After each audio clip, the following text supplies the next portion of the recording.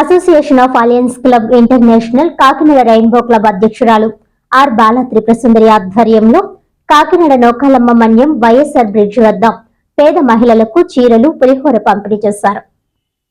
ఈ కార్యక్రమంలో ముఖ్య అతిథులుగా ఇమ్మీడియట్ ఫాస్ట్ డిస్ట్రిక్ట్ గవర్నర్ మరియు దక్షిణాది రాష్ట్రాల కోశాధికారి అలైవనం శ్రీనివాసరావు చేతుల మీదుగా సుమారు 50 మంది నిరుపేద మహిళలకు చీరలు పులిహోర పంపిణీ చేశారు.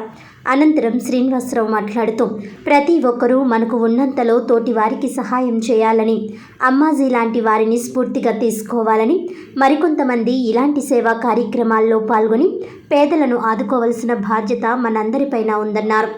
ప్రెసిడెంట్ సుందరి మాట్లాడుతూ పేదలకు సేవ చేయడం నేను మంచి అదృష్టంగా భావిస్తానని, అమ్మాజీ గారికి మరింత మందికి సేవ చేసే శక్తి ఆ దేవుడు ఇవ్వాలని కోరారు. ఈ కార్యక్రమంలో డిస్ట్రిక్ట్ క్యాబినెట్ ట్రెజరర్ అలై YA Kiran Kumar, rainbow club president Bala Tripurasundari, governor area represent CH Lakshmi Nagendra, Vivekananda clubs extension chairman K Satish, Shri Padmaram LMF club president Telagani Veerabhadrarao, vice president MVV Satyanarayana, కుమారి, పెంకే అమ్మాజీ కుటుంబ సభ్యులు పాల్గొన్నారు.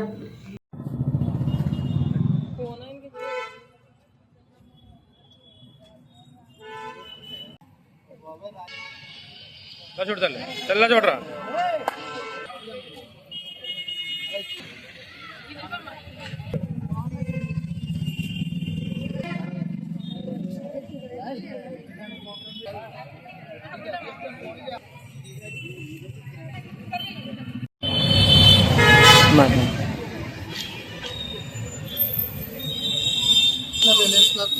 ఇంటర్నేషనల్ రెయిన్బో క్లబ్ అధ్యక్షులైన బాల త్రిపురసుందరి గారి అధ్యక్షతన ఈరోజు నౌకాలమ్మ మాన్యంలో మరి పెంకే అమ్మాజీ గారి యొక్క సహకారంతో వాళ్ళ అమ్మగారైన పెంకే సూర్యకాంతం గారి జ్ఞాపకార్థం ఈరోజు నౌకాలమ్మ మాన్యంలో మరి నిరుపేద మహిళలకి చీరలు మరియు పులిహోర ప్యాకెట్స్ కూడా పంచడం జరుగుతుంది.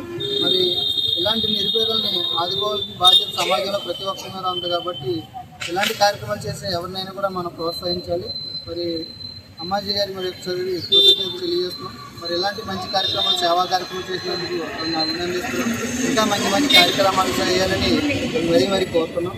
మరి ఈ కార్యక్రమంలో అధ్యక్షులైన బాల త్రిపురసుందరి గారు, అలాగే జెస్సీ నాగేంద్ర గారు, అలాగే Kiran Kumar, district cabinet president Kiran Kumar, LMF club అధ్యక్షులైన తెలగని వీరభద్రరావు గారు, కుమారి గారు, పద్మారాం క్లబ్ ప్రెసిడెంట్ కృష్ణవేణి గారు,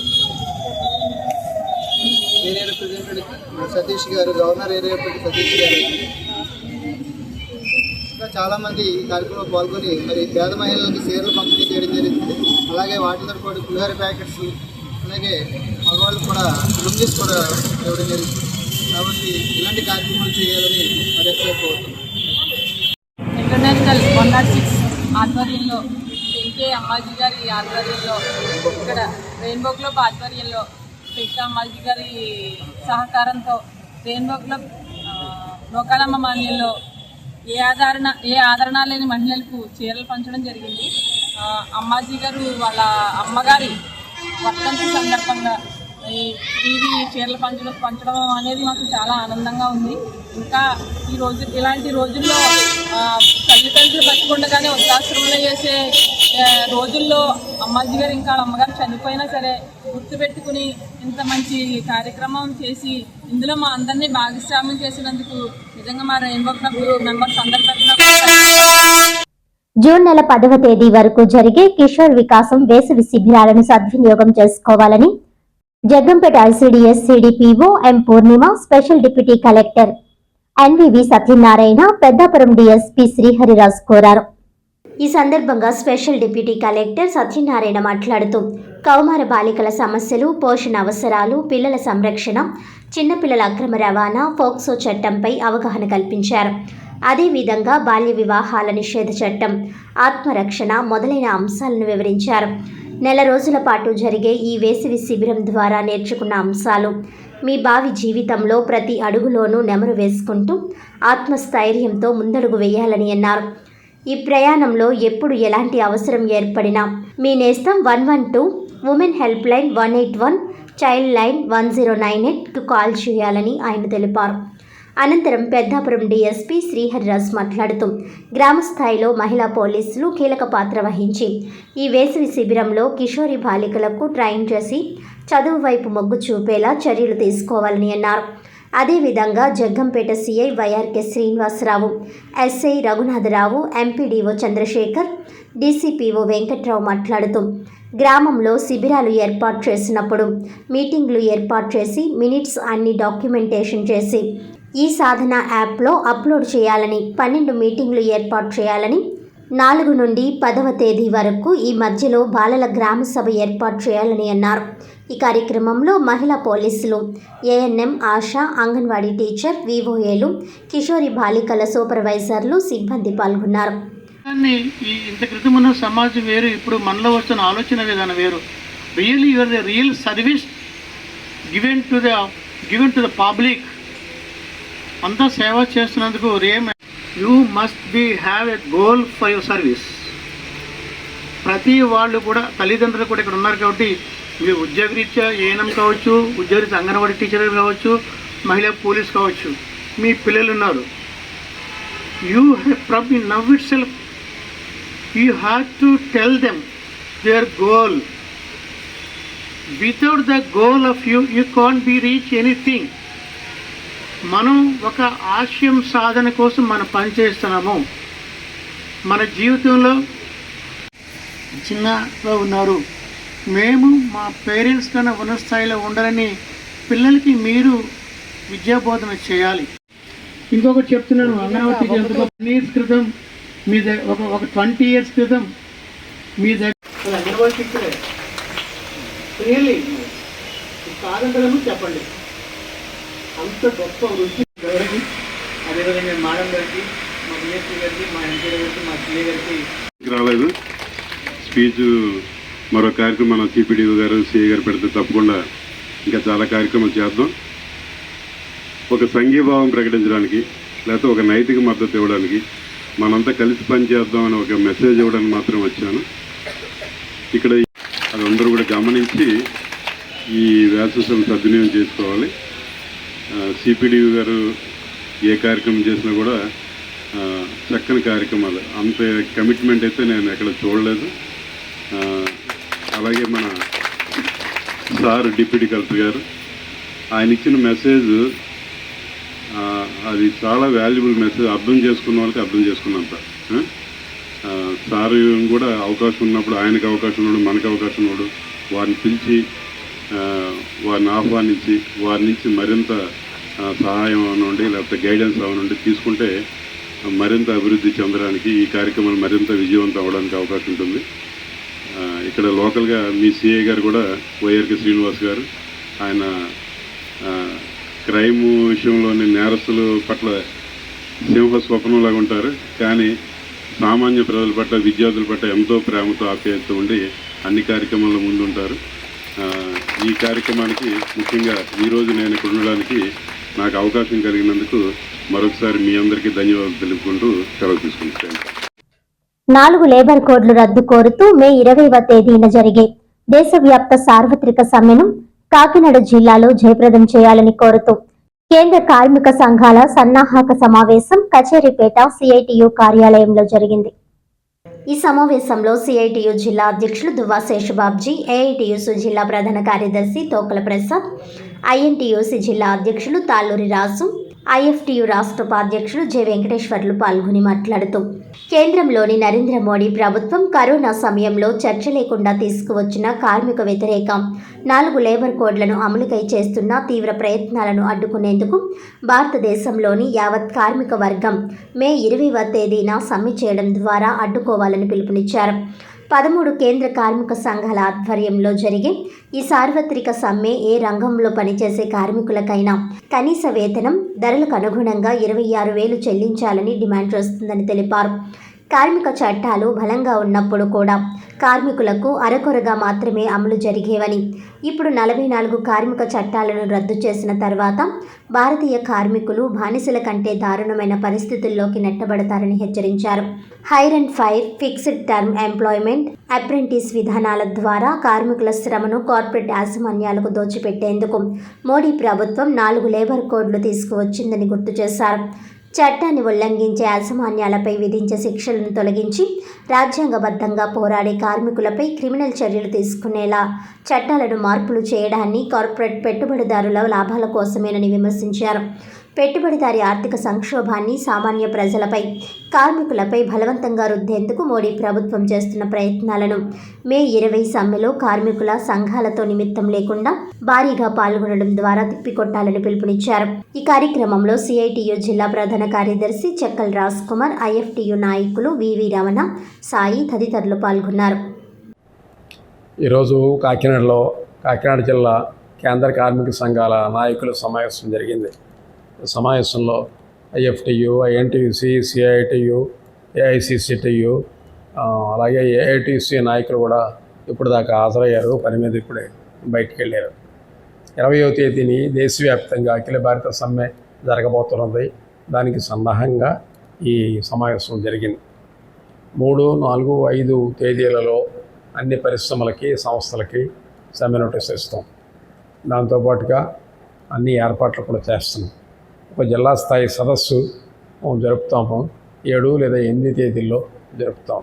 ఇతరత్ర అన్ని ఏర్పాట్లు కూడా చేస్తున్నాం. దాన్ని జయప్రదం చేయడం కోసం ఈ సమావేశం జరిగిందని, సమ్మెను జయప్రదం చేయాలని కార్మిక వర్గానికి విజ్ఞప్తి చేస్తున్నాం. మే 20వ తేదీన దేశవ్యాప్తంగా కేంద్ర కార్మిక సంఘాల ఆధ్వర్యంలో సార్వత్రిక సమ్మె జరుగుతూ ఉంది.